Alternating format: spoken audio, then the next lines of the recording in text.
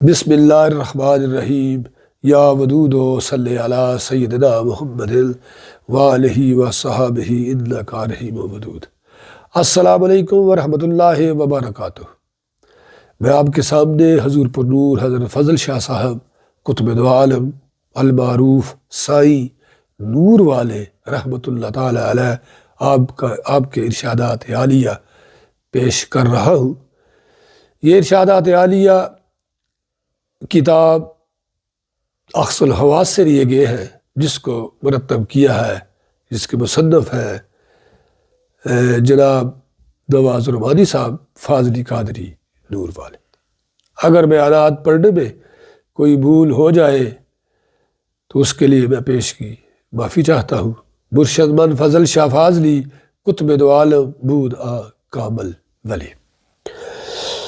دولت قدم بوسی نصیب ہوئی، محبین بیٹھے تھے، اختلاف تفرقہ اور تضاد کے بارے میں باتیں ہونے لگی۔ زبان در فشاں سے ارشاد فرمایا کہ فضیلت اختلافات مٹانے میں ہے، بڑھانے میں نہیں۔ اختلافات ہمیشہ اس وقت پیدا ہوتے ہیں جب حق میں اپنی چاہت کو داخل کیا جائے۔ یہ صرف قول کی حد تک ہوتا ہے، عمل میں نہیں۔ صاحب سن لو، جو لوگ اختلاف کرتے ہیں وہ شیطان کے بھائی ہیں۔ لوگوں میں تفرقہ اس وقت نمودار ہوتا ہے جب ان کا رخ ایک نہ ہو۔ رخ سے عمل کی راہ متعین ہوتی ہے اور عمل قول کا ایک ہونا ثابت کرتا ہے۔ صاحب جو لوگ اپنی بات پر اڑ جاتے ہیں، خود کو سچا اور دوسروں کو غلط خیال کرتے ہیں، وہ تفرقہ کی بنیاد رکھ دیتے۔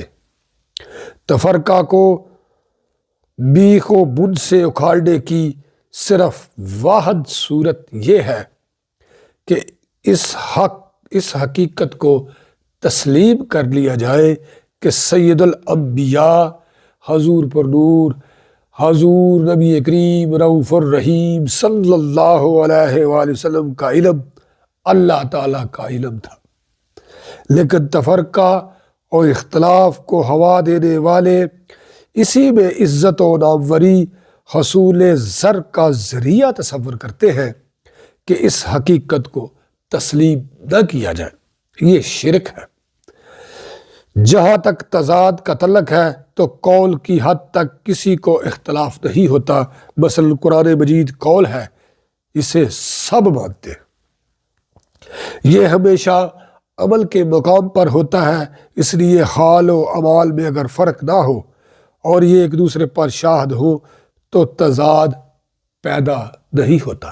اللہ تعالیٰ ہمیں بزرگان دین کی صفات کو اجاگر کرنے، مزین کرنے کا شرف اور علم عطا فرمائے، اور اللہ تعالیٰ ہمیں جو بزرگان دین کو قول، عمل، علم اور اخلاص کی نعمتیں، انعامات، مقام، شرف اور علم عطا فرمایا ہے، اس میں سے ہمیں بھی حصہ عطا فرمائے۔ اللہ تعالیٰ ہمیں آسانی عطا فرمائے اور آسانی تقسیم کرنے کا شرف عطا فرمائے۔ نور والے، نور والے، نور والے۔